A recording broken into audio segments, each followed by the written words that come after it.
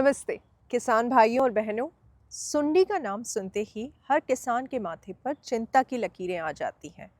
फसल पर सुंडी दिख जाए तो लगता है मानो सारी मेहनत पर पानी फिर गया। लेकिन जरा सोचिए, ये सुंडी आखिर क्यों आती है? क्या ये सिर्फ हमारी दुश्मन है या ये हमें मिट्टी की कहानी सुना रही है? देखिए, सुंडी कोई अचानक आसमान से तो नहीं आती। ये आपकी मिट्टी और खेत की सेहत का एक संकेत है। जब आपकी मिट्टी में माइक्रोबायोलॉजी यानी मिट्टी के जीव, निमेटोड्स, प्रोटोजोआ, फंगस, बैक्टीरिया और अन्य सूक्ष्म जीव कम हो जाते हैं, तब सुंडी और दूसरे नुकसानदेह कीट फसल पर हमला करते हैं। मिट्टी में सूक्ष्म जीव ही प्राकृतिक सैनिक हैं जो इन कीटों को दूर रखते हैं। लेकिन जब मिट्टी में रसायनों का ज़्यादा उपयोग, बार बार जुताई और जैविक पदार्थों की कमी हो जाती है, तब ये सैनिक कमज़ोर पड़ जाते हैं और फिर सुंडी जैसे कीटों को आपकी फसल पर दावत करने का मौका मिल जाता है। तो इस वीडियो को अंत तक देखें। अब इसका इलाज क्या है? सुंडी को मारने से ज़्यादा ज़रूरी है उनकी आने की वजह को ठीक करना। ये काम मुश्किल नहीं है।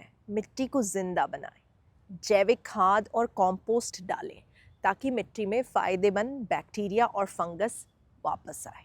रसायनों का इस्तेमाल कम करें। रासायनिक कीटनाशक की जगह नीम का तेल या जैविक कीटनाशकों का इस्तेमाल करें। कवर क्रॉप्स लगाएं जैसे मूंग, राई या क्लोवर।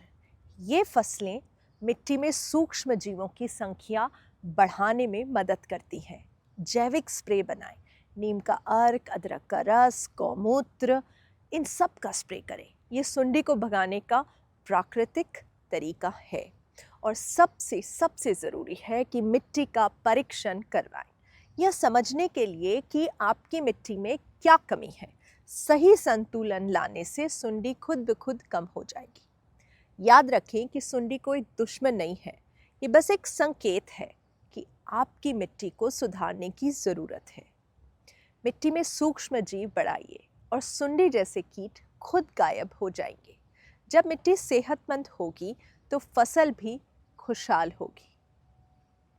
तो दोस्तों, सुंडी को मारने से पहले उसकी वजह को समझें, मिट्टी को स्वस्थ बनाएं और सुंडी को दूर भगाएं।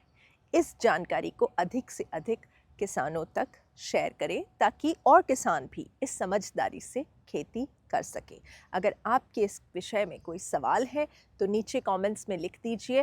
पहले कमेंट में हमने लिंक दिया है अपने व्हाट्सएप ग्रुप का, आप उसे ज्वाइन करिए और हमारी हर हफ्ते की मीटिंग्स में जुड़िए और एक बेहतर, खुशहाल और अच्छे किसान बनिए।